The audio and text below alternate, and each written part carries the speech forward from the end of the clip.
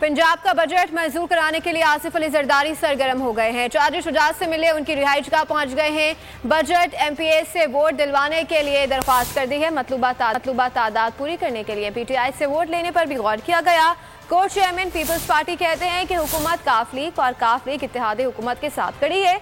आसिफ अली जरदारी ने चौधरी शुजात को सियासत का असासा करार दे दिया। चौधरी शुजात बोले कि काफ लीग कौमी हुकूमत के साथ हाथ में हाथ डालकर खड़ी है। काफ लीग अपना वादा निभा रही है और निभाती रहेगी। पंजाब का बजट मंजूर कराने के लिए आसिफ अली जरदारी सरगर्म हो गए हैं। चौधरी शुजात से मिले, उनकी रिहाइशगाह पहुंच गए हैं। बजट एमपीए से वोट दिलवाने के लिए दरख्वास्त कर दी है। मतलूबा तादाद पूरी करने के लिए पीटीआई से वोट लेने पर भी गौर किया गया। को चेयरमैन पीपल्स पार्टी कहते हैं कि हुकूमत काफ लीग और काफ लीग इत्तेहादी हुकूमत के साथ खड़ी है। आसिफ अली जरदारी ने चौधरी शुजात को सियासत का असासा करार दे दिया। चौधरी शुजात बोले कि काफ लीग कौमी हुकूमत के साथ हाथ में हाथ डालकर खड़ी है। काफ लीग अपना वादा निभा रही है और निभाती रहेगी।